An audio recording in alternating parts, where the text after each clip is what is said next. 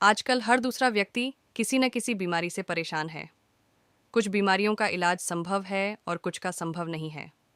लेकिन अगर हम स्टेम सेल के बारे में जान लें तो हमें पता चलेगा कि करीब करीब हर बीमारी का इलाज स्टेम सेल से संभव होता जा रहा है। आप इस वीडियो को ज़रूर पूरा देखें, क्योंकि इससे आपके परिवार के किसी सदस्य, रिश्तेदारों और दोस्तों को फ़ायदा मिल सकता है। मैं आपको जिस खोज के बारे में बताने जा रही हूँ, वह इस सदी की सबसे बड़ी खोज है, और वह है स्टेम सेल। जब एक बच्चा अपनी माँ के गर्भ से जन्म लेता है तो उसकी एक नाविका अपनी माँ के साथ जुड़ी रहती है। इस नाविका के अंदर जो ब्लड होता है उसे स्टेम सेल कहते हैं।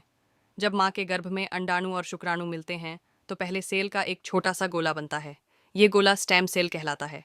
जैसे जैसे यह गोला बढ़ता है, उससे बच्चों के हाथ, पैर, आँखें, कान और नाक जैसे अंग बनते हैं।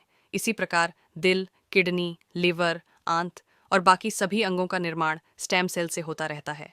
स्टेम सेल मूल रूप से सभी अंगों के निर्माण में मदद करती हैं, क्योंकि स्टेम सेल विभिन्न प्रकार की विशेष सेल्स का निर्माण करती है, जैसे न्यूरॉन्स ब्रेन के लिए, कार्डियक सेल्स हृदय के लिए और अन्य लगभग 220 प्रकार के अलग अलग सेल्स।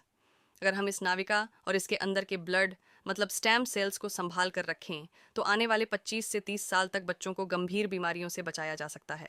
जब बच्चे को कोई गंभीर रोग हो जाए तो संभाली गई नाविका से स्टेम सेल को निकालकर उन्हें विशेष सेल्स में परिवर्तित कर बच्चों के शरीर में इंजेक्ट कर दिया जाता है।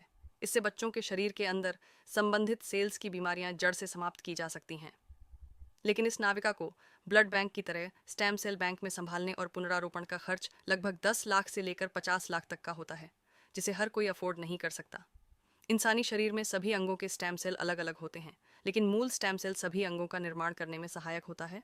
उदाहरण के तौर पर मान लीजिए हृदय के कुछ सेल्स नष्ट हो गए हैं, कुछ कमज़ोर हो गए हैं और कुछ अच्छे हैं, लेकिन वे अपने सही स्थान पर स्थानांतरित नहीं हो पा रहे हैं।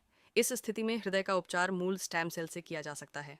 पहले स्टेम सेल्स को कार्डियक सेल में कन्वर्ट किया जाता है, फिर उन्हें शरीर के अंदर हृदय में इंजेक्ट कर दिया जाता है, जिससे हृदय को नया जीवन दिया जा सकता है। दोस्तों, अब आपको यह समझ आ गया होगा कि स्टेम सेल कितना महत्वपूर्ण है। इसी बात को समझाते हुए भारत के प्रधानमंत्री नरेंद्र मोदी ने भी स्टेम सेल रिसर्च में काफ़ी दिलचस्पी दिखाई थी। आप गूगल पर सर्च करके देख सकते हैं। और साथियों, जो स्टेम सेल माँ की नाविका के अंदर होते हैं, ठीक वैसे ही कुछ स्टेम सेल फलों में भी पाए गए हैं। यह स्टेम सेल किसी भी इंसान के ऊपर माँ के स्टेम सेल की तरह काम कर सकते हैं।